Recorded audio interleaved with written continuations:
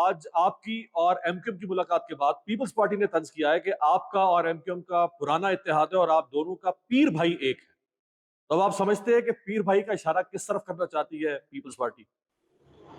बिस्मिल्लाहिर्रहमानिर्रहीम। देखिए, बात ये है कि पीर भाई तो फिर मशहूर है सबका ही। तो मेरा ख्याल है कि इस बात पर किसी पार्टी के ऊपर तंज करना मुनासिब नहीं है।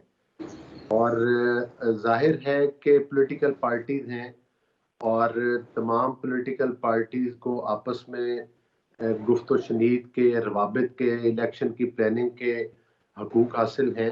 पाकिस्तान पीपल्स पार्टी भी चाहे तो किसी भी पार्टी के साथ इलेक्शन रिलेशनशिप कायम कर सकती है और इलेक्शन ताउन जो है वो मतलब कायम हो सकता है।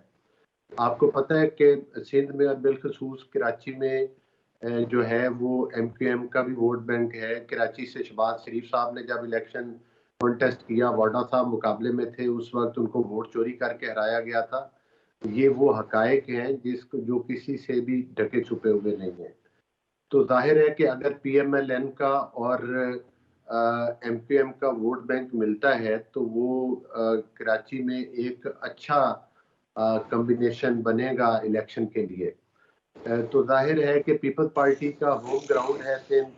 तो वो जाहिर है कि उधर पीपल्स पार्टी नहीं चाहेगी कि उनका किसी के साथ कोई इत्तेहाद हो। इसके अलावा भी तमाम पॉलिटिकल पार्टीज हैं, उनके साथ भी बातचीत हो सकती है।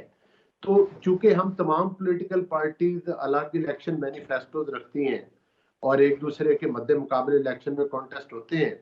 अभी जो आपको पता है कि पिछले 5 साल गुजरे, इसमें 4 साल ऑपोजिशन में भी हम इत्तेहाद में रहे पीपल्स पार्टी के साथ, साथ ही साथ हुकूमत में भी हम साथ रहे।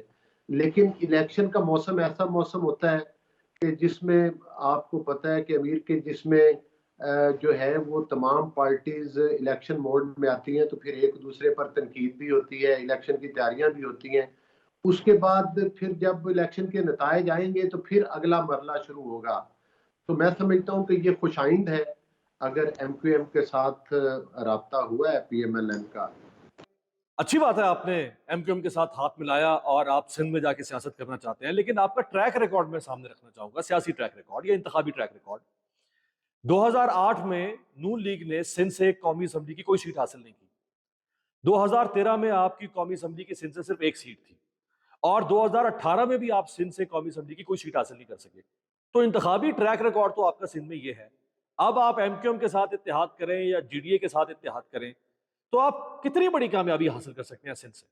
ये एक हकीकत है, आपने दुरुस्त निशानदेही की है। लेकिन हमारी बदकिस्मती ये है कि जिस तरह से शैला रजा साहिबा भी बता रही थी कि जो 2018 के इलेक्शन हुए थे, तो वो कराची की सीट्स तो जो थी वो पीटीआई को मतलब है कि वो जेब में डाल के दी गई थी, तोहफे के तौर पर दी गई थी।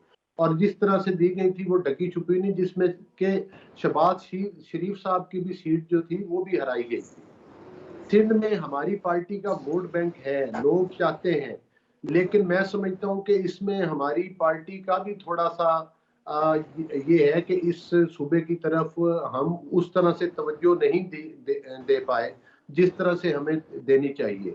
लेकिन अब मैं देख रहा हूँ कि इस इलेक्शन में जिस तरह से पार्टी ने फोकस किया हुआ है और वो सिंध के दीगर मतलब है कि पार्टी के साथ रवाबत में है, शख्सियात के साथ रवाबत में है।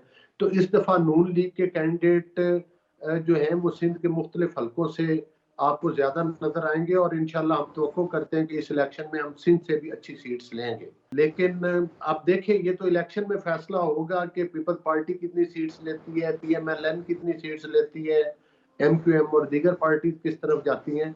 बहरहाल इलेक्शन में जाना, इलेक्शन में मेहनत करना, इलेक्शन के लिए कॉन्टेस्ट करना तमाम पार्टी का राइट है। हाँ, ये एक बात जरूर है कि कभी कभी पीपल्स पार्टी की तरफ से ये जरूर गिला इस दफा सुना गया है कि हमारे पास लेवल प्लेइंग फील्ड नहीं है। मैं समझता हूँ कि जरदारी साहब, बिलावल साहब, शैला रजा साहिबा बैठी हैं, इनको अपनी पार्टी की कैंपेन चलाने में, दीगर चीजों में मेरा नहीं ख्याल कि कोई दुश्वारी है।